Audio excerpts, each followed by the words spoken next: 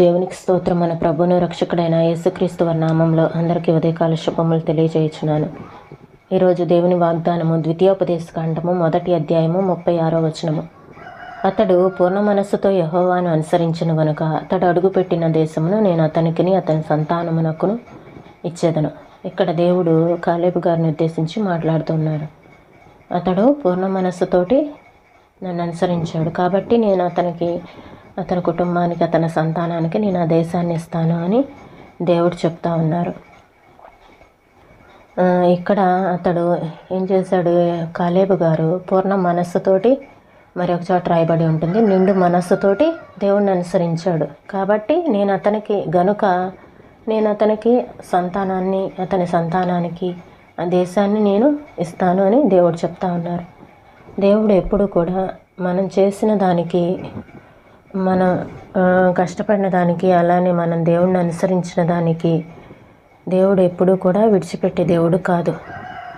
యేసు ప్రభువారు కొండ మీద ప్రసంగంలో కూడా ఆత్మ విషయమై దీనులైన వారు ధన్యులు, ఆత్మ విషయమై దీనత్వం కనపరిస్తే నువ్వు పరలోక రాజ్యంలో ఉంటావు, లేదంటే దుఃఖపడువారు ధన్యులు, వారు ఓదార్చబడదురు.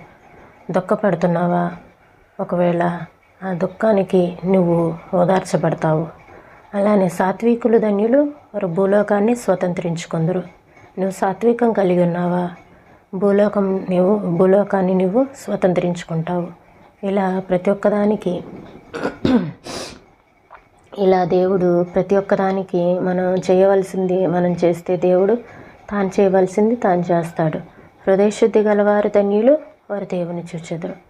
సమాధానపరచువారు ధన్యులు, వారు దేవుని కుమారులు అనబడతారు. ఇలా ప్రతి ఒక్కదానికి మనం చేయవలసింది మనం చేస్తే దేవుడు తాను చేయవలసింది తాను చేస్తాడు. అంటే మన పాపాలను ఒప్పుకొని మనం చెడు మార్గాలను విడిచిపెడితే నేను మీ దేశాన్ని స్వస్థపరుస్తాను. అంటే మీరు చేయవలసింది మీరు చేస్తే నేను చేయవలసింది నేను చేస్తాను అని దేవుడు ఇక్కడ చెప్తా ఉన్నారు. మనం చేయవలసింది అంటే మనం కష్టపడవలసింది కానీ, మనం దేవుణ్ణి ప్రార్థించవలసింది కానీ, దేవుణ్ణి అనుసరించవలసింది కానీ, దేవుని మార్గాల్లో నడుచుకోవాల్సింది కానీ, మనం నడుచుకుంటే సంపూర్ణంగా మనం చేయాల్సింది మనం చేస్తే దేవుడు తాను చేయవలసింది తాను చేస్తాడు. అంటే మొదటగా మనం చేయాలి. మొదటగా మన పాపాలని మనం ఒప్పుకుంటే అప్పుడు దేవుడు మన దేశాన్ని స్వస్థపరుస్తాడు.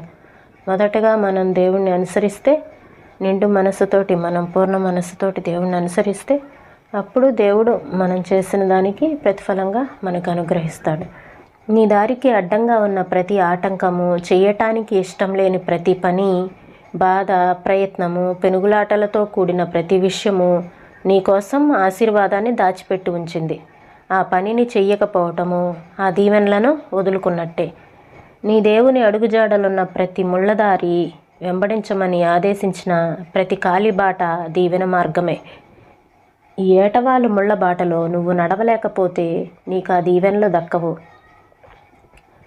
నువ్వు వెళ్ళే ప్రతి యుద్ధరంగము, కత్తి దూసి శత్రువుని ఎదిరించే ప్రతి సమయము విజయవంతమే. నీ జీవితానికి ఆశీర్వాద కారణమే. నువ్వు ఎత్తవలసి వచ్చిన ప్రతి బరువులోనూ దానికి తగిన బలాన్నిచ్చే గుణం ఉంది. కెరటాలు ఎగిరెగిరి పడుతున్నాయి, పొగమంచు కమ్ముకొస్తుంది, ఆకాశంలో వెలుగు హరించుకుపోయింది. ఒక్కడినే ఏమీ చెయ్యలేను, ఇద్దరం కలిస్తే సాధిస్తాం. యేసు నేను పిరికివాణ్ణి, దారి తప్పిన బలహీనుణ్ణి, రంగులు మారే ఆకాశంతో మారిపోయేవాణ్ణి. ఈరోజు ఉత్సాహంగా, రేపు నిస్త్రాణగా. ఆయనైతే పట్టు వదలడు. ఇద్దరం కలిస్తే గెలుస్తాము. యేసు నేను.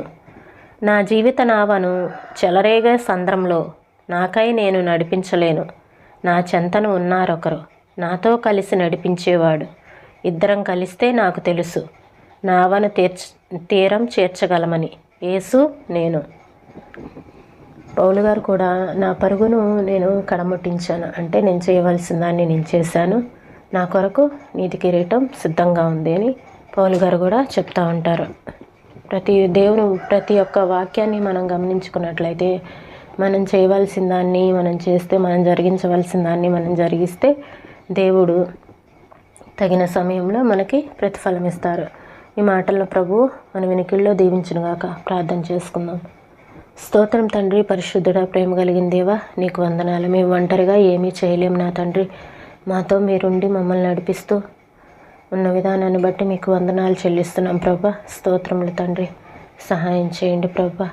అయ్యా మేము చేయవలసింది మేము చేస్తే అయ్యా మీరు చేయవలసింది మీరు చేస్తారని మీ వాక్కుల ద్వారా మాతో మాట్లాడారు ప్రభా. అయ్యా కాలేబు గారు పూర్ణ మనస్సుతోటి నిండు మనస్సుతోటి మిమ్మల్ని అనుసరించాడు కనుక అయ్యా నా తండ్రి వాగ్దాన దేశాన్ని మీరు అతనికి అనుగ్రహించారు ప్రభా. నీకు వందనాలు చెల్లిస్తున్నాం ప్రభా. అయ్యా నా తండ్రి, అయ్యా మేము చేసిన ప్రతి ప్రార్థన ప్రతి పని అలానే ఏదైనా అయ్యా మంచి పని ఏదైనా గొప్ప కార్యము మేము తలపెట్టిన ప్రతిదీ నా తండ్రి నాయనా ప్రభా విడిచిపెట్టే దేవుడు కాదు నా తండ్రి. నాయనా ప్రభా దానికి తగిన ప్రతిఫలం ఇచ్చే దేవుడు నా తండ్రి. నీకు వందనాలు చెల్లిస్తున్నాం నాయన. అయ్యా నా తండ్రి మంచి పోరాటము మేము పోరాడటానికి మాకు సహాయం చేయండి. మీరు మాతో ఉండి మమ్మల్ని నడిపించండి తండ్రి ప్రభా. నీ కృప చేత ప్రతి ఒక్కరిని నింపమని యేసయ్య పరిశుద్ధమైన నామంలో అడిగి వేడుకొంచున్నాను తండ్రి. ఆమేన్.